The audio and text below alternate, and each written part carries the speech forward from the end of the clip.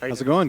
Doing well, doing well. How was the travel to Vancouver? I know you got a lot of Canadian support here. How's it been the last couple of days? Dude, it was awesome, man. It felt like, felt like a little army of us going out because I've got 3 teammates that came out as well, fighting on the card. So Jasmine Jasdavicius, Kyle Nelson, Deanna Balbita. And with that, we had all our coaches together. So Andre Grambois, Danny Patterson, Adrian Woolley, Cruellen Helmegen. D-Marks, Matt Jelly, like a bunch of us all kind of came out together. So it didn't feel like it's not you and 2 coaches flying to some country for a week and being kind of by yourselves. It's like it felt like, we're getting the band back together. We're all going out at the same time, man. So it was pretty sweet all coming together. As far as the travel, dude, it was easy. I fell asleep in Toronto and woke up in Vancouver, so it was perfect, man. There you go. You got it made. What about Team Alpha Male? I know you coached there for a number of years. You're getting a lot of messages and support from those guys because you were a staple there for a number of years. And anytime I interview a fighter, they'd be like, "Yeah, Coach Mike is helping us out." Yeah, man. I might not be living down there anymore, but those would be my teammates for life. Like, I absolutely love those guys. I was talking to Feely earlier today. Coach Joey messaged me 2 days ago. Like, a lot of these guys, Danny Castillo is normally in my corner. They unfortunately, it didn't work out this time. He was devastated. He's like, "Dude, I have every week booked up, and you hadn't gotten a fight, and we booked a family vacation. That was the only weekend we had off for the summer, and so I'm not going to be able to make it for this one." So unfortunate not to have him because I love the guys, big brother to me. But I've got some absolutely world-class coaches in my corner, so I feel really confident with the guys I brought with me. And we've talked about, the push you're getting on this card, the placement. I see you're doing a lot of media, did the MMA Hour, you've done some local stuff here today. How do you take all that in without, letting it get to your head a little bit? I know you're a humble guy, but, it's hard not to get caught up in all this. No, I honestly, I enjoy this. Like, this is just like nothing but compliments for the work that I've put into the sport. Like, that's kind of how I view this, right? You can view it as obligations, but like, this is just people telling me like, "Hey, you're doing a good job," and that's, definitely feels good after putting in 20 years worth of work. And as far as like the increased obligations and stuff, like every fight that I've had with the company so far has been outside of my comfort zone and pushed me even more. Where like Mickey Gall Contender Series. I was main event for Contender Series. I'm like, "Oh shit, my name's on the billet. Like, I'm the last guy. Like, it's coming down to my fight and the last fight people are gonna remember." Then it's okay. Well, my debut, they'll probably give me like an undercard on some Fight Pass, whatever fight, and I'm fighting a 10 fight UFC veteran in my debut in a sold out arena. Then the next one, I'm fighting in Vegas on the main card of a fight night. Now I'm on the main card of a pay-per-view. Like, every one of them was like, "This is bigger than I thought they were going to, this is, it's more of a push than I thought I was going to get." So it's continued to happen with all 3 of my experiences so far with the UFC.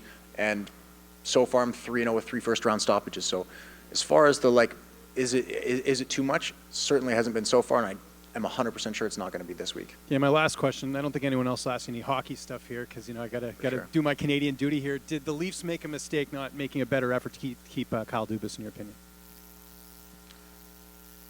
I don't know, man. That's I follow. I watch hockey at the house. Like, my dad and my brother always have it on, and I watch it with the guys. But I don't follow it religiously enough to know like the whole roster.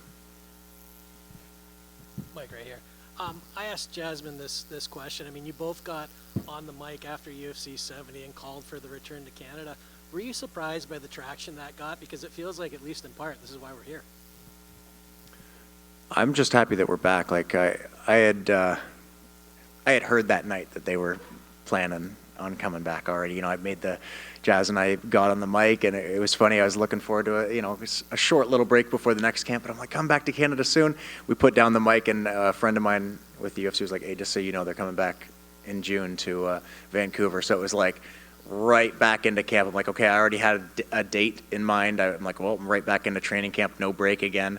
Let's get right to it, put the work in. And, even though I was trying to take a little bit of a vacation, your mind's focused on a date, right? You can't really ever get it out of your head. So I'm just excited that we're back in Canada, man. It's been years. This has been a dream of mine my entire fight career. Since before I got into fighting professionally, I've always wanted to fight in the UFC at home in Canada in front of just wild Canadian fans. Everybody knows how the Canadian fans get at UFC fights. Like, we're loud, man. We're passionate. We really get behind our fighters. So I'm really excited to put on a show for these guys. Well, the timing was impeccable. it seemed like it took a little bit for your fight in particular to be announced. Were you in conversation with the UFC? Was there any fear that maybe they didn't have something for you? Oh yeah, there's always fear, right? So I didn't have a fight booked, and they didn't. I was one of the later guys they put on the card, and I just started seeing the card fill up. Like, they had a lot of fights before my fight finally got announced, and yeah, I was worried that I wasn't gonna get on, and my manager gave me a little bit of the, he was trying to let me down easy. He's like, hey man, yeah, it looks like it's a little bit full, and they're waiting for someone to look for a fight at welterweight who isn't already booked and who isn't injured. Just, I guess, logistically there weren't guys. And he's like, there's a chance you're not on this one. I don't want you to get your hopes up too high. I'm like, buddy, I'm getting my hopes until it's June 9th and everyone's weighed in and I don't have an opponent. I'm fighting on June 10th. So I'll get my hopes as high as I want. And I'm going to be let down either way, so I might as well get my hopes up and start focusing on it before. I don't understand when people are like that. Oh, I'm not going to get all excited. I'm like, dude, I'm going to get excited as hell. And if it doesn't work out, then I'll be upset either way. So I'd rather get the fun out of it on the first half. And it worked out, man. We got that fight, and again, it took a little while, but I got a full camp to prepare for this guy. Like I said, I got straight out of the cage from the last fight, right back into camp and right back into training and preparation for Saturday night. So, yeah, man, I'm really excited for this. And last one for me, when you talk about this fight, Adam is a finisher, you are a finisher. I think you both have 8 or 9 straight finishes. I mean, it feels like it's too obvious to say, but do you see this going the distance? Absolutely not. I know I'm winning this fight by stoppage. I'm getting my 10th stoppage win on Saturday night, 100%. I'll be 3-0 in the UFC with 3 stoppages, 4-0 with 4 stoppages if you count Contender Series, and in my career, 10 wins with 10 stoppages. That is what's going to happen on Saturday night. Mike, front, right here. Yep. I just liked your response to Adam was in here earlier, and he said that you're a master of the compliment sandwich, where you'll compliment him, and then you'll kind of throw a shady insult at him, and then you'll end your thought with a compliment too, as in, like, he's really tough, I'm better at everything, but he's also really tough. So what is your response to Adam's? He says it kind of gnaws at him sometimes. I don't hear any lies so far. That's exactly what I do, and that's exactly how I feel. And in the past, we've heard fighters like Israel Adesanya. He attended UFC 193 as a fan. Tom Masvidal attended a fight, so Andre Arlovski ended up fighting him too. I believe did you attend 129? Yeah, I was at 129. So what was your experience there as a fan? Yeah, so I had made my pro debut like 2 weeks before 129. So my dad got us tickets. We went and watched it together, and it was just such a surreal moment, seeing the cage, seeing guys from the area and from Canada fighting in the UFC cage in the same room as me, and it really felt like I was going to be there one day. I was telling myself, I'm like, you're not just a spectator, you're not just here walking, you're not just here having a couple of fights. You're going to be in this cage.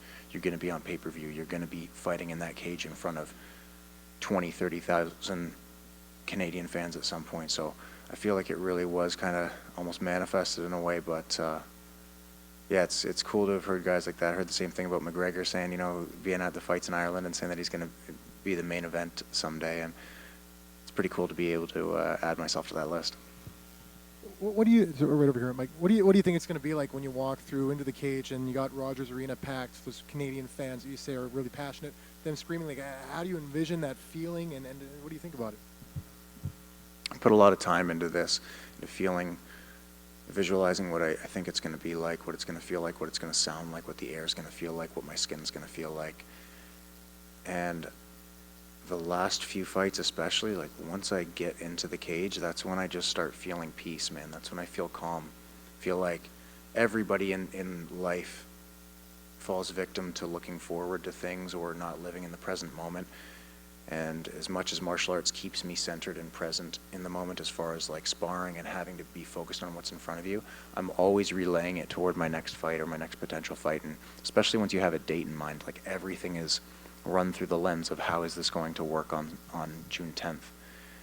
So when I'm finally in there, it feels like this sense of peace where I'm like, I am certain I've done everything I possibly could in preparation for this. And now I don't have to look forward to anything. I don't have to compare myself to anything. All I have to do is just be myself right now and do what I do and trust my instincts and allow my nearly 20 years of preparation to be on display tonight to get the job done.